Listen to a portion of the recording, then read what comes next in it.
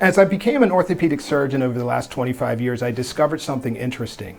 Our female athletes would have many more ACL injuries than our male athletes. These were discovered first when the NCAA, as well as the female basketball players in the pros, were watched when they would land after getting rebounds. When they would land with their legs more knock-kneed, while the male athletes would land with their legs more separated, a much safer way to land when you're protecting your ACL and trying to prevent anterior knee pain. Let's take a look at our athlete and see if she has any of these issues going on with her today. Our female athletes tended to land with their legs more knock-kneed. This knock-kneed landing tended to place more shearing stresses across the anterior kneecap, as well as, more importantly, their ACL. Landing with the knees coming in is very dangerous for their ACL and causing anterior knee pain. Landing with the knees in a more separated position is a much safer way of landing, and they can practice this by jumping off of boxes and landing in a much safer position. This will protect your female and male athletes from injuries. Let's try that with the landing in a better separated position this time.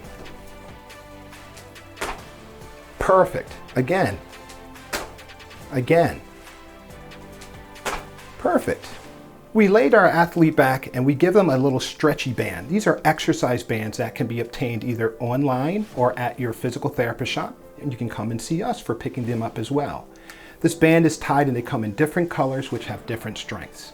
It's tied right around the knees, and then we have the athlete push apart against the resistance of the band. You're going to have them do several of these, 3 sets doing almost 20 of them. Go ahead and do those. Perfect.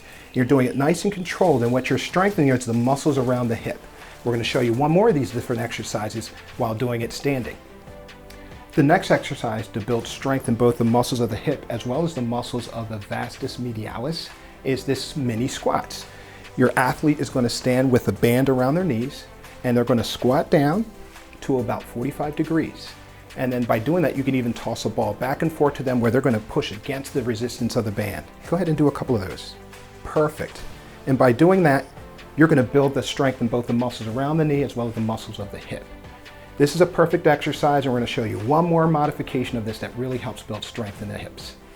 Now there's lateral strides with the band around their legs. These are further going to build strength in the muscles of the hip as well as the muscles of the knee. As they're striding, they're getting down in a small squat and going sideways. Again, you can add in increased dexterity by passing the ball back and forth to your athlete while they're doing it.